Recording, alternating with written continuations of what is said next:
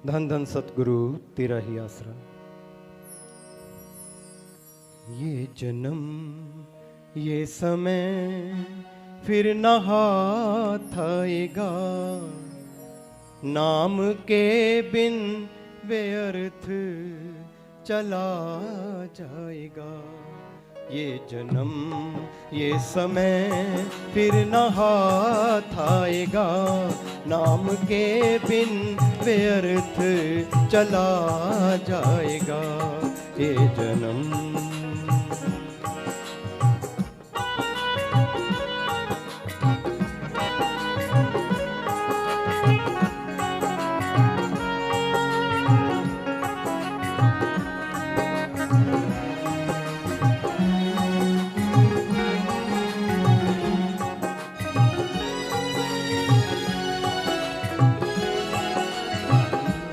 अपना जो वक्त की पा सकेगा कदर, उसके लिए 84 तैयार पड़ी। तन की खातिर है दिन रात एक करे, ना संभाले जो आत्मा बीमार पड़ी। मान ले वरना दुख पाएगा, नाम के बिन व्यर्थ चला जाएगा।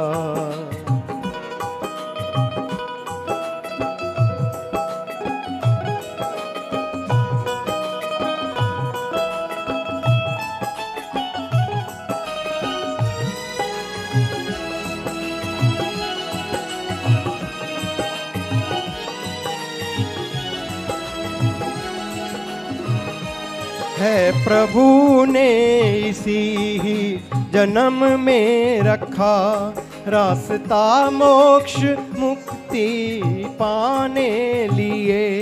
देवी देव तरसते हैं इस जन्म को, प्रभु परमेश्वर में समाने लिए। प्रभु नाम ही निज घर पहुँचाएगा, नाम के बिन व्यर्थ चला जाएगा।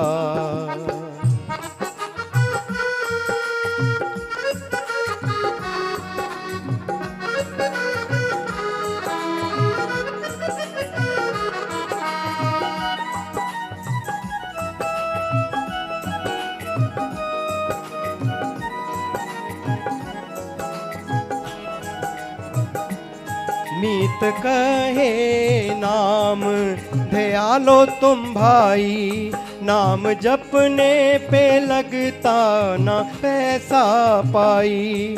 दोनों जहां की नाम खुशियां है देता, बुरे कर्म से पहाड़ हो जाते राई।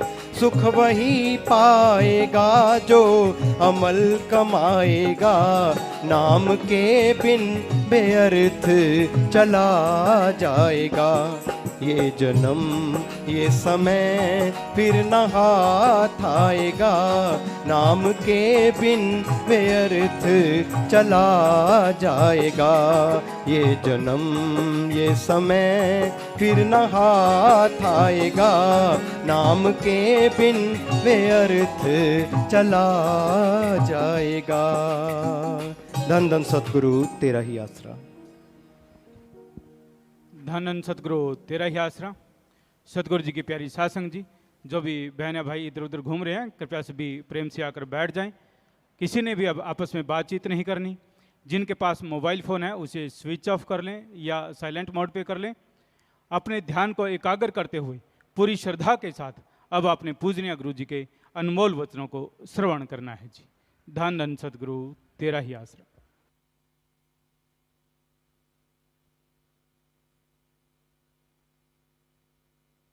इंसानियत आज के दौर में रस्ताल में जा रही है, धरातल में जा रही है, बिल्कुल गिरती जा रही है। पर यह नहीं है कि इंसानियत के पुजारी नहीं है। संसार में किसी भी चीज का बीज कभी खत्म होता नहीं। इंसानियत आज जिंदा है तो उनके अंदर जिनके माँ बाप के अच्छे संस्कार हैं, या कोई अपने पीर फकीर की बात को मानता है। गुरु को मानने वाले ज़्यादा होते हैं, गुरु की बात मानने वाले बहुत कम होते हैं। जो दोनों को मानते हैं वही इंसानियत का जो मसाल है उसको जला के रखते हैं। गुरु और गुरु वचन इंसान अगर माने तो उसकी कुलों का उद्धार, पीढ़ियों का उद्धार, सिर्फ उद्धार के लिए ना आप करें, दोनों जहां में नाम आपका जय जयकार, चलो उसके लिए भी ना करें, पर आपके अंदर की जो एक आदत है जो भगवान ने भरी है या जिससे आप पहचाने जाते हैं, उस इंसानियत के लिए आप हमेशा तरक्की करते जाएंगे। तो गुरु क्या कहता है? वो ये नहीं कहता आजा मेरे पाँव दबा, ये नहीं कहता कि मेरे लिए कपड़े क्यों नहीं लेके आया, मैं शराफ दे दूंगा। वो ये नहीं कहता कि मेरे लिए गाड़ी मोटर क्यों नहीं लेके आया। वो ये नहीं कहता कि मेरे लिए दूध दही क्यों नहीं लेके आया। वो गुरु सच्चा क्या कहता है? तूने राम का नाम क्यों नहीं जपा? क्यों क्यों कहता है? उसे क्या मिल जाएगा? क्योंकि गुरु जानता है, एक मैकेनिक जानता है गाड़ी ऐसा चलेगी, इसमें ये पुर्जे हैं, ऐसा मोबाइल आप ऑयल डालोगे, दूसरा ऑयल डालोगे, ये रिपेयर करना होगा, ये फिल्टर चेंज करना होगा। वैसे ही गुरु मैकेनिक है भगवान के हुक्म से इंसान का। उसे मालूम है कि अगर ये सुमरन नहीं करेगा तो इसका आत्मविश्वास नहीं बढ़ेगा, और आत्मविश्वास नहीं बढ़ेगा तो ये इंसान किसी भी काम में तरक्की कभी हासिल नहीं करेगा। तो आत्मबल, विल पावर अति जरूरी है। कहते हैं ना, किसी के थोड़ा सा कांटा भी लग जाए चीखे मारते हैं, और किसी के छाती का जख्म भी हो पता ही नहीं होता कि छाती का जख्म भी है। तो विल पावर का आना अति जरूरी है। इसलिए गुरु पूछता है सुमरण क्यों नहीं किया भाई, राम नाम क्यों नहीं जपता? उससे ही विल पावर आएगा। नासा साइंस के अंदर भी अब तो 99% भगवान को मान चुके हैं। उनकी नई रिसर्च आ रही है, नई बहुत सारे साइंटिस्ट ये चीज़ें मानने लगे हैं कि हाँ भगवान नाम की कोई ताकत है। 99 मतलब 100 ही हो गया। अब 1% का मतलब कुछ होंगे सिरफिरे, वो तो अनपढ़ भी नहीं मानते सिरफिरे होते हैं। साइंटिस्ट की क्या बात, वो भी नहीं मानते कि भगवान है ही नहीं, परमात्मा है ही नहीं। जबकि साइंटिस्ट जब ये मान लें, इसका मतलब बुद्धिजीवियों को ये मान लेना चाहिए कि पावर है, सुप्रीम पावर, पावर हाउस है, और वो सुप्रीम पावर किसी का बुरा करने के लिए नहीं है। अब लाइट आई, ये किसी का बुरा करने के लिए तो नहीं है। कोई धक्के से प्लग में उंगलियां डाल दे, नंगी तार को पकड़ ले, तो ये लाइट का क्या दोष? तो सुप्रीम पावर तो वो भी नहीं करता, कोई धक्के से उसको पकड़ ले तो भी भला करेगा, कोई पकड़े तो सही। तो वो सुप्रीम पावर भगवान, अल्लाह, गॉड, खुदा, राम, ईश्वर, वो ऐसी शक्ति है, ऐसी ताकत है जो इंसान के हौसलों को बुलंद करती है, बीमारी का एहसास नहीं होने देती। एक होता है कि जरा सी बीमारी, वही चारपाई पे लेट के, एक होता है बड़ी बीमारी, क्या है, कुछ नहीं, परवाही कोई नहीं। तो वाकई माइंड ने ये सोच लिया, डॉक्टर मानते हैं, मनोवैज्ञानिक, कि जब आदमी ये मान लेता कुछ भी नहीं, तो समझ लो 70-80% कुछ भी नहीं, और रह गया 15-20%, थोड़ा ट्रीटमेंट करवा लो उससे ठीक हो जाता है। पर एक ने ये मान लो मर गए, अच्छा अब नहीं उठ सकते, माइंड ने मान लिया 80% नहीं उठ सकते, दवाइयाँ क्या काम करेंगी। तो ये है विल पावर। आपके अंदर विल पावर होनी चाहिए। काम कैसे नहीं हो सकता? जो दूसरे तरक्की कर रहे हैं वो कैसे करें? वो आसमान से टपके हैं क्या? आप भी काम में तरक्की कर सकते हैं। भाग्यशाली आप नहीं है, अनलक्की आप नहीं है, आपकी सोच है। इसको बदलना जरूरी है, और ये बदलेगी सुमरन के द्वारा। कहते हैं ना, मोहम्मद गोरी था या कौन था, उसने देखा कि 16-17 बार हार गया, चींटी को चढ़ते हुए देखा और वो 17 बार गिरी और 18वें बार चढ़ गई। कहने लगा ये छोटा सा जीव मेरे से तो ताकतवर है, मुझे शर्म आनी चाहिए, लानत आनी चाहिए। ये फिर भी चढ़ गई और मैं आराम से बैठ गया कि नहीं मैं नहीं जीत सकता, तो अगली बार वो भी जीत गया, यानी कॉन्फिडेंस लेवल हाई हो गया। तो यही जरूरत है, गुरु इसी पे जोर देते हैं पीर फकीर, कि अपना कॉन्फिडेंस, अपना आत्मविश्वास बुलंद रखो, हौसले बुलंद रखो, तो मंजिलें आपके कदम चूमेंगी, आपको मंजिल तक जाना ही नहीं पड़ेगा। हौसले बुलंद होंगे सुमरन से, परमार्थ से, परहित यानी अपने शरीर को छोड़ के दूसरों का भला करना। शरीर को छोड़ना नहीं है, आत्मरक्षा तो करनी करनी है, मतलब सारा दिन इसी पे लगे रहना, सारा दिन बाल बच्चे औलाद इसी में खोए रहना। कोई तो टाइम निकालो, हफ्ते में 2 घंटे, 10 घंटे, 5 घंटे, 4 घंटे, 1 दिन, 2 दिन, तो कम से कम उस टाइम में लोगों का भला करो, भले के लिए प्रेयर करो, और यहाँ तक संभव हो तन मन धन से आगे बढ़ो। तो वो जो टाइम है आपको असीम शांति देगा, और असीम शांति ही आत्मबल का दूसरा नाम है। जब आप टेंशन में खोए रहते हैं, नहा रहे हो, नहाते नहाते पता नहीं कहाँ चले जाते हो, वो हो जाएगा यार, वो हो जाएगा, और खुशी में है तो खुशी में उड़ते फिरते हो, नहाते नहाते पता नहीं ब्रह्मांड की सैर कराते हो, और जब देखते हो हैं शरीर तो गिल्ला हुआ पड़ा, पहुँच ले पहले, मतलब हुआ हुआ या कुछ नहीं होता। तो कहने का मतलब, अगर हम ये रोकते नहीं हैं आपको, बाथरूम सिंगर बनो, जो मर्जी बनो, लेकिन उस समय भी आपके हौसले बुलंद हो, यार अच्छा ही होगा, मालिक अच्छा करेंगे, वो बुरा कर ही नहीं सकते, कभी बुरा नहीं करते। ये आदमी अपने कर्मों की वजह से बुरा कर बैठता है, जैसे कर्म करोगे वैसा फल तो भोगना ही है।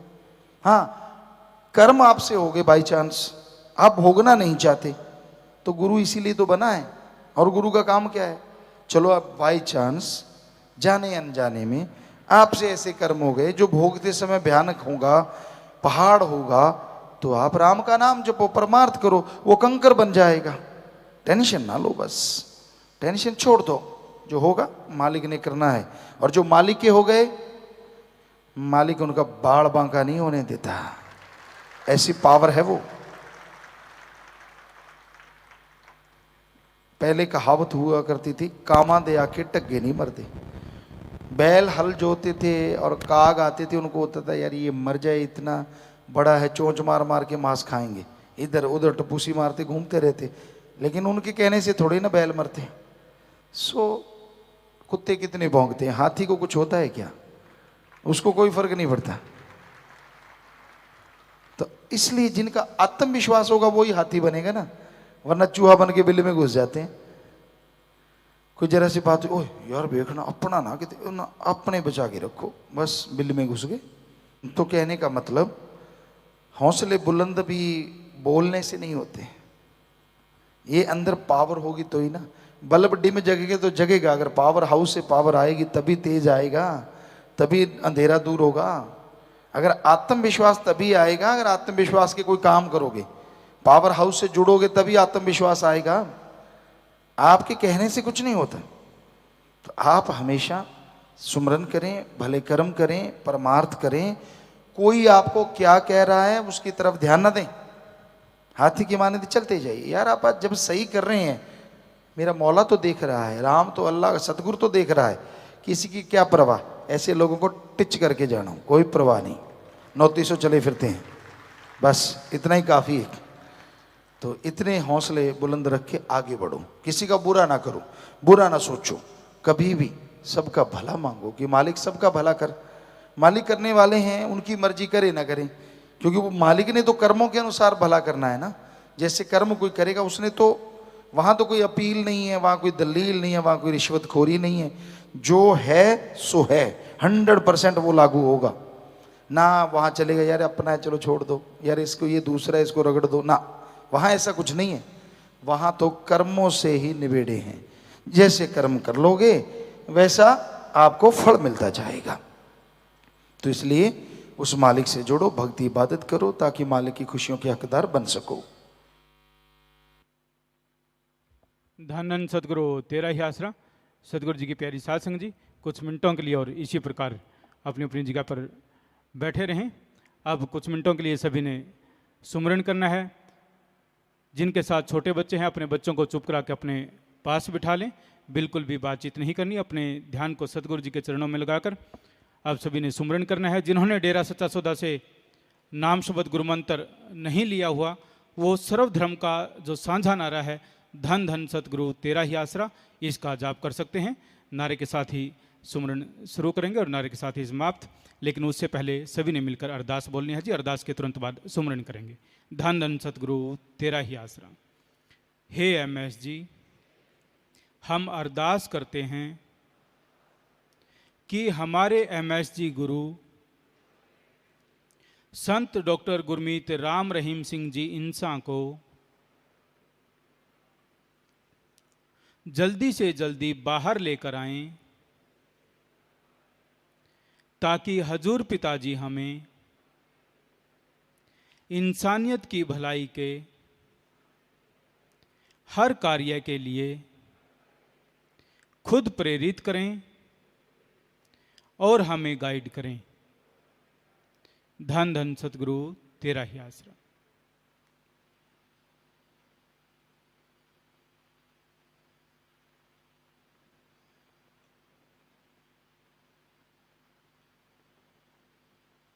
तेरा ही आसरा,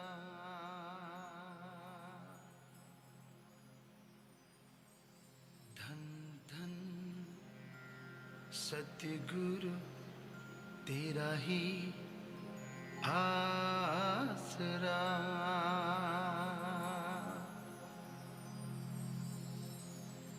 धन धन सतगुरु तेरा ही आसरा,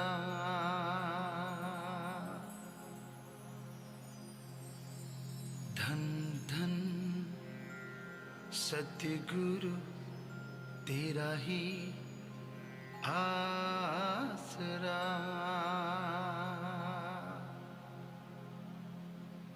धन धन सतगुरु तेरा ही आसरा,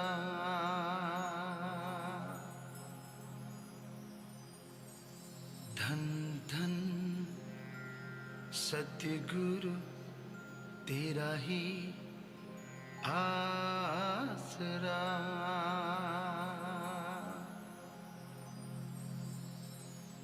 धन धन सतगुरु तेरा ही आसरा,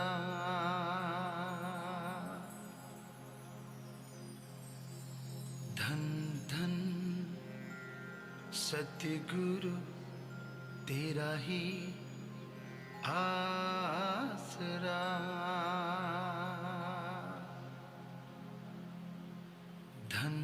धन सतगुरु तेरा ही आसरा,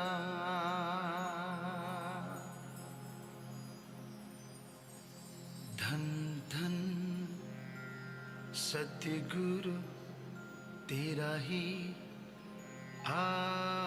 आसरा,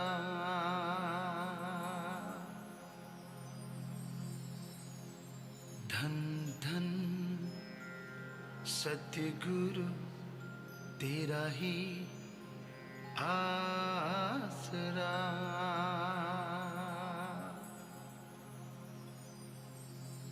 धन धन सतगुरु तेरा ही आसरा,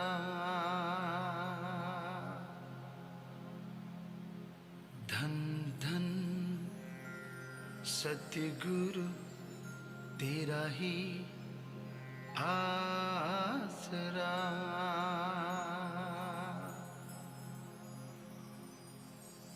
धन धन सतगुरु तेरा ही आसरा,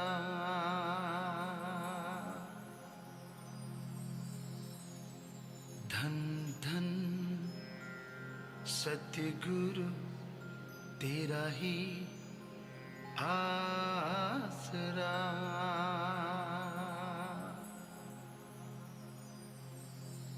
धन धन सतगुरु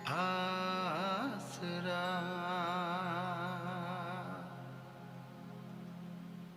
धन धन सतगुरु तेरा ही आसरा।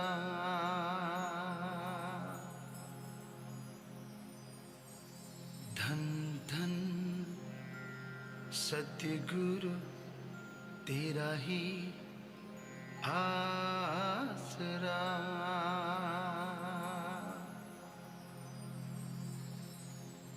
धन धन सतगुरु तेरा ही आसरा।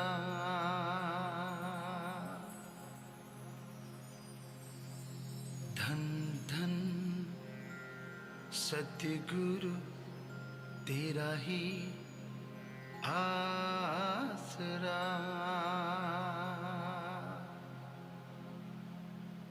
धन धन सतगुरु तेरा ही आसरा।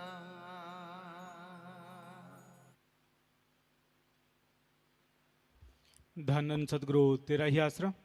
सदगुरु जी की प्यारी सासंग जी, नाम चर्चा का कार्यक्रम समाप्त होता है और पूज्य गुरु जी के हुक्म अनुसार आप सभी को जाने की इजाज़त है जी। धन सदगुरु तेरा ही आसरा। नाम चर्चा यहाँ आश्रम में हर रोज़ होती है। सोमवार से शनिवार तक नाम चर्चा का समय 10 बजे से 11 बजे तक 1 घंटा, और रविवार को नाम चर्चा 10 बजे से 12 बजे तक यानी 2 घंटे की होती है जी। धन सदगुरु तेरा ही आसरा।